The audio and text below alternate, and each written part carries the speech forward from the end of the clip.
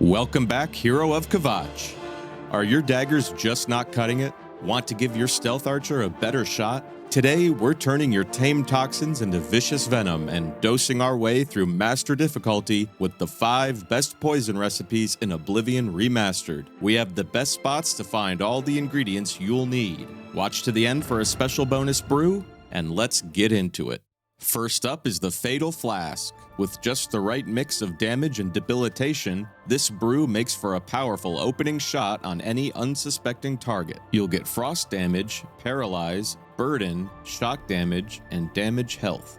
To brew this up, you'll need fly amanita, milk thistle seeds, scalon fin, and bone marrow. Fly amanita is the scarlet shroom you'll see all over the Imperial City. Check the graveyard in the Palace District for the best spot.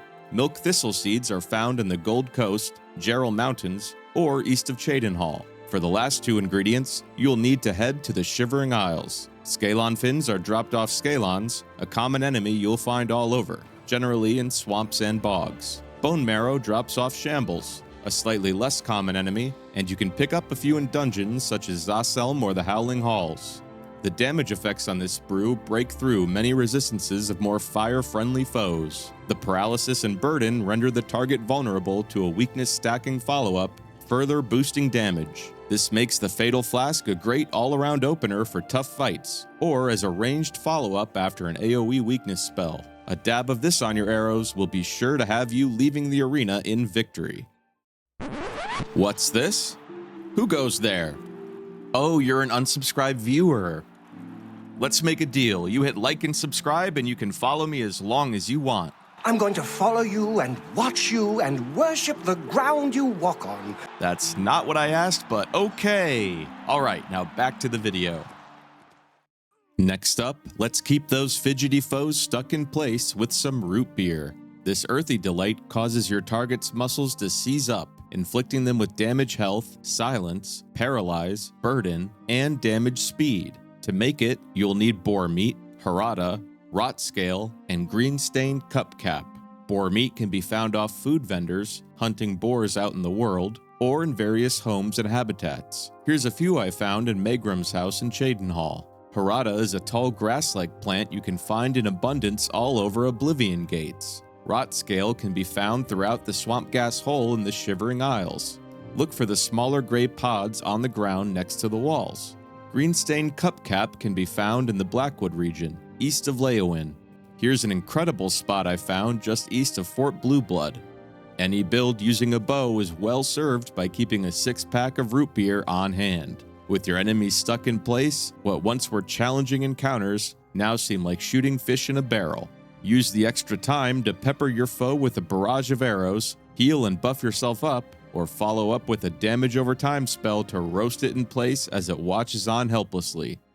If casters and healers are giving you a headache, try hitting them with a serving of Dulling Draught. This mind-numbing nightcap includes damage intelligence, damage health, damage magicka, paralyze, and silence. A simple coat on your dagger will leave magic-inclined foes helpless as you proceed to combo them into submission. To whip up a batch for yourself, you'll need motherwort sprig, wisp-stalk caps, fennel seeds, and harada. Motherwort sprig can be found pretty much everywhere, other than the Blackwood or far western Gold Coast. You should pick up plenty of these, keeping an eye out during your travels. Here's a few I found around Dragonclaw Rock north of Bruma. Wisp-stalk caps can be found in nearly any cave. Here's a great spot in Crayfish Cave with a bunch right at the entrance. Fennel seeds can be found in the northern Gold Coast region. I found a few here around the place with the statue, and here's another good spot. The Dulling Draught proves the best defense can be a good offense. The silence from this poison will prevent enemies from hitting you with high-risk effects like Paralyze, and force even the most powerful mage to resort to wildly slinging fists or staves in vain. With your enemy's wits stalled, now's your chance to show them exactly what you learned all those years in chess club. Who's laughing now?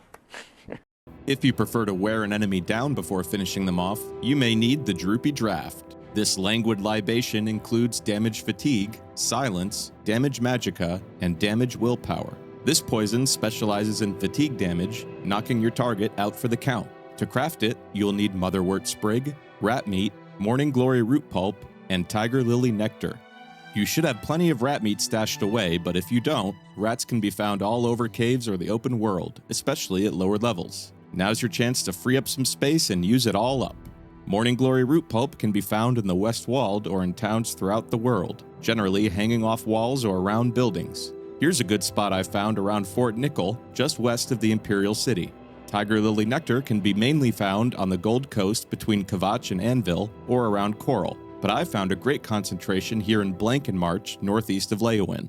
I prefer to apply a dose of Droopy Draft from a distance, using my bow to begin sapping the enemy's will to carry on. After closing the distance, you can use damage fatigue spells or enchanted weapons on more hardy targets, knocking them prone and vulnerable to my next round of attacks. This can be an ideal strategy for taking out larger, tougher foes at lower levels. Just remember, the bigger they are, the harder they fall.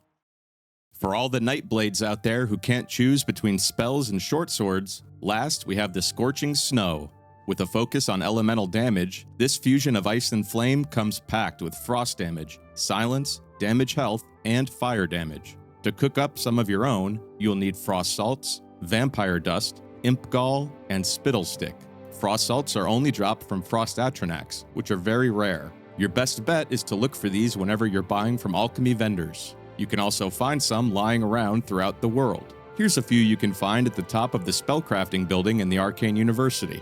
Vampire dust is dropped by vampires. You'll stack these up doing vampire questlines in the game, or you can make a beeline to Memorial Cave, southwest of Imperial City, for a dungeon full of these fanged foes. Imp gall is collected off dead imps, which are easy to find in dungeons at lower levels. Or you can head to Robber's Glen Cave at any point in the game for a good, dedicated spot. Spittle stick can be found in Oblivion gates. Keep an eye out for these while searching for Harada. An industrious rogue can coat this blend on a fast dagger, enchanted with elemental and magic weakness, causing damage to skyrocket as you combo your foe into submission. It's time for the bonus brew! 6-shooter! If you need an ace in the hole, 6-shooter brings the heat, with 6 effects to cripple and damage your enemy! A fan favorite from the potions video! We couldn't make this list without this silver bullet, which just might be the best in the game! Here's what you'll need! Pause the video if you need to! Steel Blue Antiloma is at the Talos statue or the Arcane University! We already covered the other ingredients! With 3 debuffs and 3 damage effects, your enemies will beg for mercy! Make sure to hit that like and subscribe, and I'll see you! In the next video.